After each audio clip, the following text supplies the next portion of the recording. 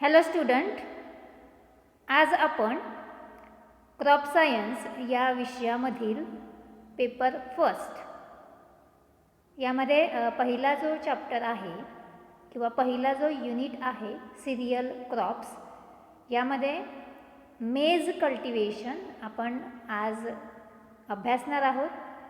याआधी यामधील पॅडी आणि सोरगम याचं कल्टिवेशन आपण अभ्यासलेलं आहे. तर आज आपण आता मेज हे सुद्धा सिरियल क्रॉप आहे. सिरियल क्रॉपमध्ये पॅडी, व्हीट, सोरगम, बाजरा आणि मेज हे 5 पिकं येतात. यामधलं मेज कल्टिवेशन आज आपण पाहणार आहोत. तर सुरुवातीला नेहमीप्रमाणे लोकल नेम, त्याला आपल्याकडे लोकल भाषेमध्ये साधारणतः मका असं म्हटलं जाते. बॉटनिकल नेम आहे झिया मेज. झिया मेज त्याचं बॉटनिकल नेम आहे ZEAMAYS. त्यानंतर फॅमिली, आता याचीसुद्धा फॅमिली काय आहे, ग्रॅमिनी आहे, कारण हे सिरियल क्रॉप आहे. आणि आपल्याला या ठिकाणी एक लक्षात ठेवायचं आहे की जे काही सिरियल क्रॉप आहे, शुगर केन सोडलं तर सिरियल क्रॉपमधील जे काही 5 पिकं आहेत जे आपण काही अभ्यासले आहेत, काही पुढे अभ्यासणार आहेत, तर या सर्वांची फॅमिली काय असणार आहे, ग्रॅमिनी असणार आहे. स्पेलिंग व्यवस्थित बघून लिहायचं आपल्याला, GRAMINEAE, ग्रॅमिनी. आणि ओरिजिन काय आहे मेजचं, सेंट्रल अमेरिका असं लक्षात ठेवा, म्हणजे तुमच्या पुढचं सेंट्रल अमेरिका असं लक्षात राहील. ठीक आहे. बॉटनिकल नेम झिया मेज, फॅमिली ग्रॅमिनी आणि ओरिजिन सेंट्रल अमेरिका. याच्यानंतर आपण याचे इकॉनॉमिक युजेस पाहूयात. इकॉनॉमिक युजेस, मेज is a important serials as well as fodder crop. It is a staple food.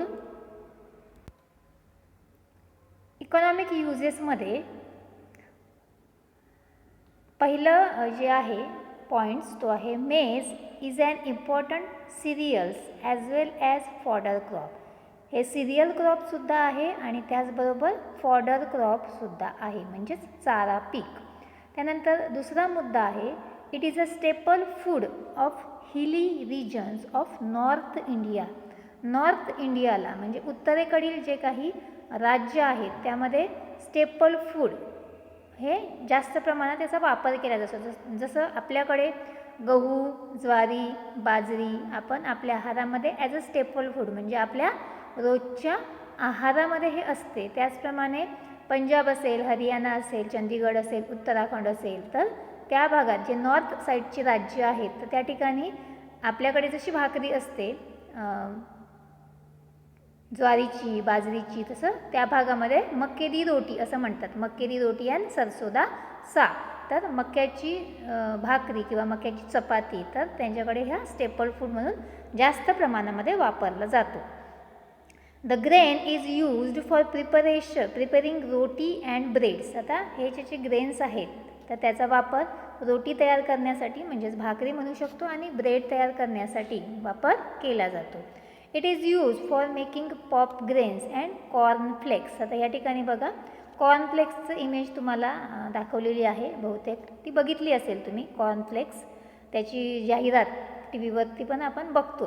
आणि पॉप ग्रेन म्हणजेच काय, तर लाह्या, पॉपकॉर्न आपण ज्याला म्हणतो, तर हे जास्तीत जास्त प्रचलित आहे. आपण खूप मोठ्या प्रमाणावर ह्या पॉपकॉर्नचा, मक्यापासूनच्या जे पॉप ग्रेन्स आहेत त्याचा वापर करतो. तर हे सुद्धा आपल्याला माहिती आहे. Wien cops are in milk stage they are baked on the fire and grain is eaten. आता सेकंड जे फोटोग्राफ्स आहे, कोप्स म्हणजेच कणीस, हे मिल्की स्टेजला म्हणजे थोडंसं इमॅच्युअर स्टेजला, त्याच्यामधून आपण जर प्रेस केले ते दाणे तर मिल्की लॅटेक्स त्यामधून बाहेर येतो.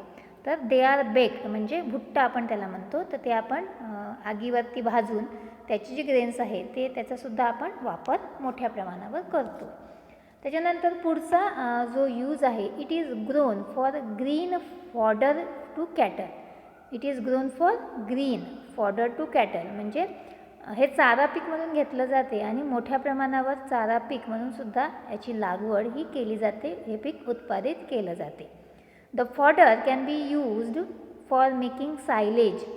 जे फॉडर्स आहे किंवा चारा पीक आहे तर ते नंतरच्या ज्याचं सीझन नसेल तर त्यावेळेससुद्धा जनावरांना त्यातली जी प्रथिने आहेत, खनिजे आहेत ती चांगल्या प्रकारे उपलब्ध व्हावी यासाठी हे मुरवून ठेवलं जाते. सायलेज त्याला म्हणतात, त्यालाच मूर घास असं म्हणतात मराठीमध्ये. म्हणजे ओला चारा साठवून ठेवण्याची प्रक्रिया म्हणजेच सायलेज. तर त्याच्यासाठी सुद्धा या फॉडर क्रॉपचा, मक्याचा वापर केला जातो. The grain is use for making poultry, horse, ship and cattle feed. त्याचप्रमाणे याचे जे ग्रेन्स आहेत तर ह्याचा ग्रेन्सचा वापर पोल्ट्रीसाठी, कोंबड्यांना खाद्य म्हणून, नंतर हॉर्स घोड्यांना खाद्य म्हणून, शीप मेंढ्या आणि कॅटल फीड बाकीचे जे काही जनावरं आहेत तर त्यांच्यासाठी त्या ग्रेन्सचा वापर मोठ्या प्रमाणावर केला जातो फीडिंग पर्पजसाठी. नंतरचा जो यूज आहे, it is also use for manufacturing of the industrial products. It is also use for manufacturing of industrial products like starch, glucose, syrup, corn oil, alcohol etcetera. ठीक आहे, काय काय आपण पाहिलेलं आहे. It is also use for manufacturing of the industrial products like starch, glucose, syrup, corn oil आणि alcohol यामध्ये सुद्धा याचा वापर मोठ्या प्रमाणावरती केला जातो. मेज contains 70% carbohydrate, 10% proteins and 4% oil. मेजमध्ये काय असते तर 70% कार्बोहायड्रेट, 10% प्रोटीन आणि 4% यामध्ये ऑइल आहे. नंतर पुढचा पॉईंट आहे, it is a good source of vitamin A and E. याच्यामध्ये कोणकोणते विटॅमिन आहे तर विटॅमिन ए आणि विटॅमिन ई मोठ्या प्रमाणावर आपल्याला यामध्ये आढळून येते. तर अशा प्रकारे एक 10 ते 11 आपण टोटल त्याचे यूज पाहिलेले आहेत.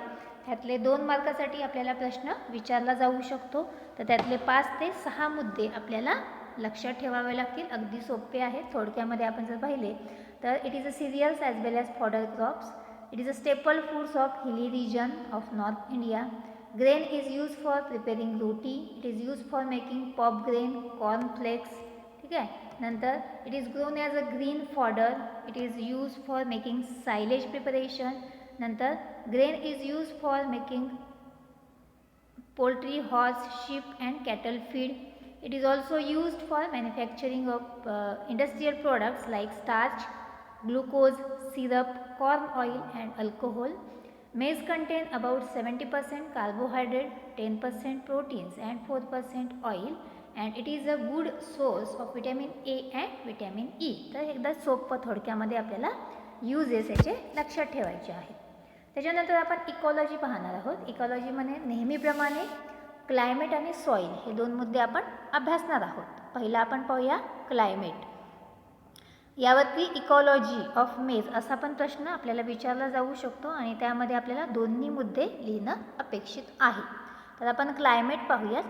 मेज is a very adaptable crop. मेज is a very adaptable crop म्हणजेच काय तर कुठल्या पण सीझनमध्ये, कुठल्याही रिजनमध्ये आपण ते इझिली कल्टिवेट करू शकतो, त्याची लागवड करू शकतो. म्हणून ॲडॉप्टेबल क्रॉप आहे असं म्हटलेलं आहे. It is grown in tropical as well as temperate climate. आता यामध्ये ट्रॉपिकल म्हणजे काय तर हॉट आणि ह्युमिड क्लायमेट ज्या ठिकाणी असते त्याला ट्रॉपिकल म्हटलेलं आहे. टेम्परेट म्हणजे काय तर कूल क्लायमेट, थंड हवामान. म्हणजे उष्ण हवामानापासून तर थंड हवामान असणाऱ्या रिजनमध्ये, असणाऱ्या एरियामध्ये, वातावरणामध्ये आपण हे पीक कल्टिवेट करू शकतो किंवा याची लागवड करू शकतो. तिसरा मुद्दा आहे, it can be grown through out the year in areas having mild climate. ज्या ठिकाणी मॉडरेट टेम्परेचर आहे, माइल्ड क्लायमेट आहे, फार उष्ण नाही किंवा फार थंड नाही, अशा वातावरणामध्ये आपण वर्षभर याचं उत्पादन हे घेऊ शकतो. The rainfall requirement is 750 millimetre per year. Rainfall requirement किती आहे 750 मिलीमीटर प्रत्येक वर्षाला. आणि 5वा आहे, it is susceptible to frost. It is susceptible to frost. पण फ्रॉस्ट ज्या ठिकाणी आहे, धुकं ज्या ठिकाणी पडते तर या कंडिशनमध्ये या पिकावरती परिणाम होण्याची शक्यता आहे. It is susceptible to frost. तर क्लायमेटमध्ये कुठले मुद्दे लक्षात ठेवायचे आहेत बघा. It is a very adaptable crop. It is grown in tropical and temperate climate. It can be grown throughout the year in areas having a mild climate and the rainfall requirement is 750 millimeter per year. त्याच्यानंतर soil आहे बघा. Maize is a heavy feeder crop and should be grown on medium to heavy soil. Maize is a heavy feeder crop म्हणजे हे काय आहे तर fodder crop generally आहे, heavy fodder crop आहे. जास्तीत जास्त याचा वापर ॲज अ फॉडर क्रॉप आपल्याकडे चारा पीक म्हणून जास्त प्रमाणामध्ये त्याची लागवड केली जाते. Should be grown on medium to heavy soil. या पिकासाठी लागणारी जी जमीन आहे ती कशी लागते, मध्यम ते भारी, medium to heavy soil. Well drained deep medium loam और alluvial soil rich in organic matter are most suitable. आता याच्यामध्ये कशा प्रकारची जमीन आवश्यक आहे बघा. वेल ड्रेन्ड, डीप, मीडियम, पाण्याचा चांगला निचरा होणारी जमीन, मध्यम पोयटा जमीन, त्याचबरोबर ॲल्युव्हियल सॉईल गाळाची जमीन आणि त्याच्यामध्ये ऑर्गॅनिक मॅटरचं जास्त प्रमाण असेल अशा प्रकारची जमीन ही जास्त सुटेबल आहे. The soil must be fertile with good water holding capacity. आणि त्याचबरोबर जी जमीन आहे ती सुपीक असणं गरजेचं आहे आणि त्याची वॉटर होल्डिंग कॅपॅसिटी म्हणजे पाण्याची जी आहे जलधारण क्षमता किंवा वॉटर होल्डिंग कॅपॅसिटी ती चांगली असणे आवश्यक आहे.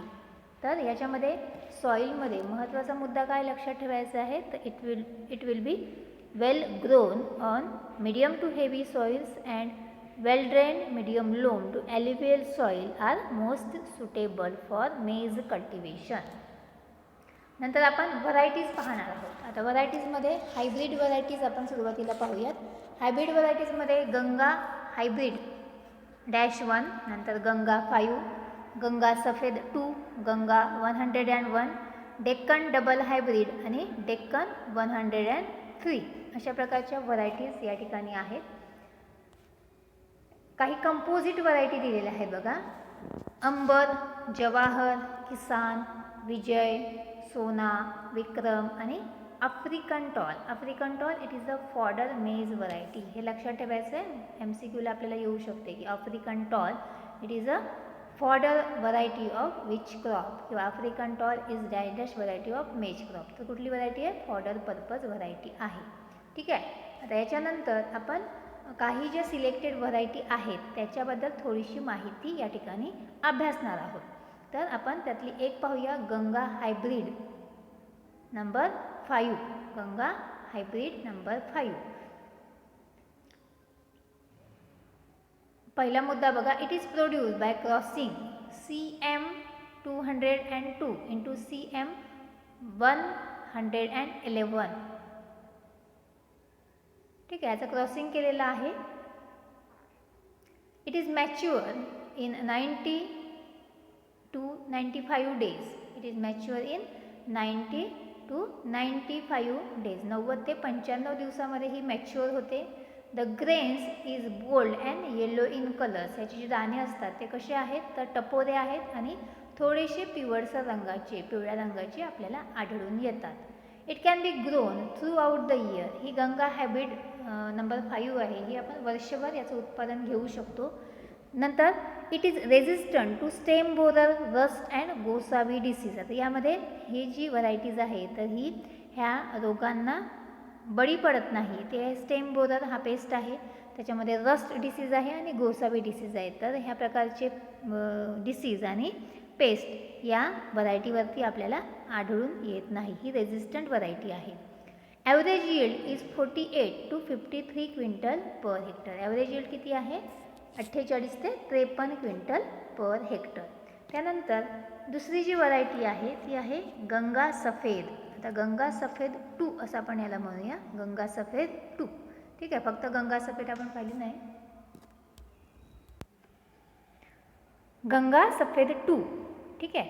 It is a cross between CM400 into CM300. ठीक आहे, याचा क्रॉस कसा दिलेला आहे CM400 इंटू CM300. नंतर पुढे दिलेला आहे second point. It mature in 85 to 100 days. It mature in 85 to 100 days. 85 ते 100 दिवसामध्ये ही मॅच्युअर होते. The grain is white in colour. ह्याचे पण ग्रेन कशा कलरचे आहेत? सफेद म्हणूनच म्हटलेलं आहे, व्हाईट कलरचे आहेत. It is resistant to downy mildew, leaf blight and rust disease. ही जी व्हरायटीज आहे गंगा सफेद 2, तर ही कुठल्या रोगांसाठी रेजिस्टंट आहे? तर डाउनी मिल्ड्यू, लीफ ब्लाईट आणि rust disease. And then average yield is 48 to 52 quintals per hectare. याचं ॲव्हरेज यील्ड किती आहे? तर 48 to 52. म्हणजे गंगा हायब्रिड 5 आणि गंगा सफेद 2 ह्याचं दोन्ही याचं यील्डचं आपण बघितलं तर जवळपास काय आहे? सारखं यील्ड आपल्याला या ठिकाणी बघायला मिळते. ठीक आहे. तर आजच्या लेक्चरमध्ये आपण कुठले पॉईंट्स अभ्यासले आहेत ते परत एकदा रिवाईज करूयात. बघा, local name maka, botanical name zea mays, family gramineae, origin Central America, हे महत्त्वाचे आहेत. इकॉनॉमिक युजेस थोडक्यात लक्षात ठेवायचे आहेत. क्लायमेटमध्ये ट्रॉपिकल आणि टेम्परेट क्लायमेटमध्ये आपण घेऊ शकतो. हे याचं cultivation rainfall 750 mm per year. आणि ज्या ठिकाणी माइल्ड क्लायमेट आहे त्या ठिकाणी आपण थ्रू आऊट याचं प्रोडक्शन घेऊ शकतो. सॉईलमध्ये मीडियम टू हेवी सॉईल, पण deep medium loam to alluvial soil जर असेल तर याच्याही जास्त सुटेबल आहे. त्यानंतर व्हरायटीजमध्ये गंगा हायब्रिड 1, गंगा नंबर 5, गंगा सफेद 2. गंगा 5 आणि सफेद 2 याचं आपण थोडंसं माहिती अभ्यासलेली आहे ह्या व्हरायटीची. गंगा 101 डेक्कन डबल हायब्रिड आणि डेक्कन 103. त्यानंतर कंपोजिट व्हरायटीमध्ये अंबर, जवाहर, किसान, विजय, सोना, विक्रम आणि आफ्रिकन टॉल ही व्हरायटी लक्षात ठेवायची आहे. आणि ह्या 2 व्हरायटीचा आपण अभ्यास केलेला आहे. त्यात ही मॅच्युअर होणारी व्हरायटी आहे गंगा हायब्रिड 5 90 ते 95 दिवसामध्ये, आणि गंगा सफेद 2 ही थोडीशी जास्त कालावधी लागतो, 85 ते 100 दिवस. तर थोडक्यामध्ये याचं वाचून घ्यायचं आहे थोडंसं, कारण यावरती सुद्धा आपल्याला प्रश्न सेपरेटली 2 मार्काचा विचारला जाऊ शकतो. किंवा ह्याचा क्रॉस कसा आहे, मेल फिमेल कशाचा क्रॉस केलेला आहे गंगा सफेद 2चा, तर हा सुद्धा विचारला जाऊ शकतो. तर आज आपण इथेच थांबूया आणि पुढच्या लेक्चरमध्ये आपण यातले पुढील जे पॉईंट्स आहेत ते डिस्कस करणार आहोत. थँक्यू.